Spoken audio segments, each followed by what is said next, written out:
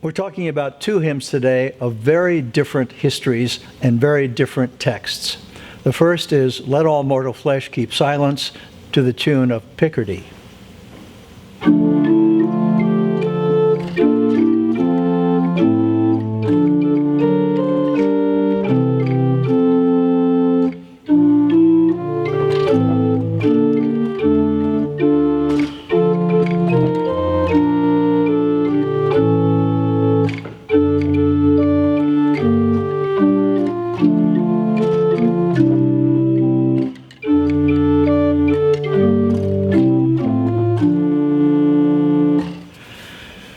The text goes back to an ancient Byzantine Greek liturgy dating from the 5th century.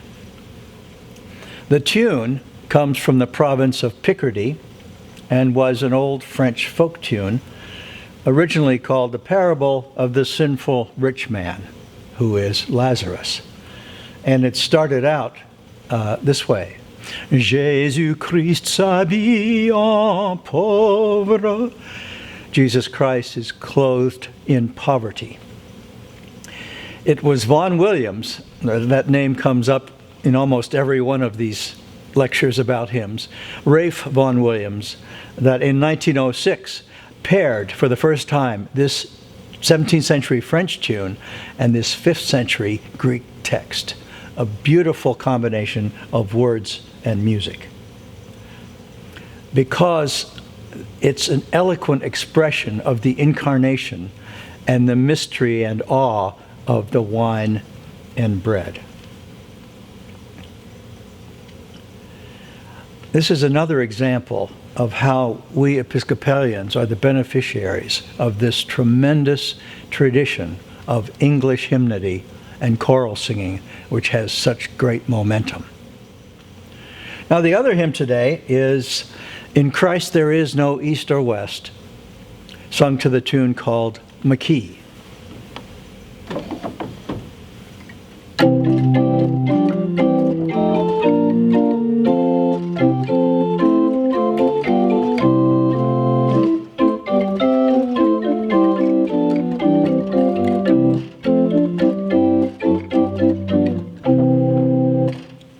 John Oxenham wrote the words in 1908. The hymnal 1940 paired this text with an African-American tune arranged by Harry Burleigh. And this is one of the few and one of the first tunes from that culture to enter a mainstream American hymnal. I grew up in Indianapolis, where my wonderful first organ teacher, Robert Hobbs, was the cathedral organist. And he always felt that this hymn tune wasn't suitable for cathedral worship because it was a little bit too jolly or too flippant. And I felt the same way until, when I was in my teens, I was at a service at the Washington National Cathedral, the consecration of Paul Moore as Bishop of Washington. He was a famous liberal progressive.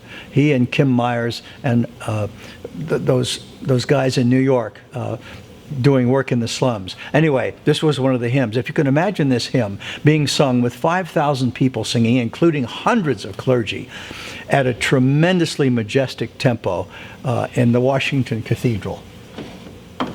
It didn't sound like this, but this is the tempo it was.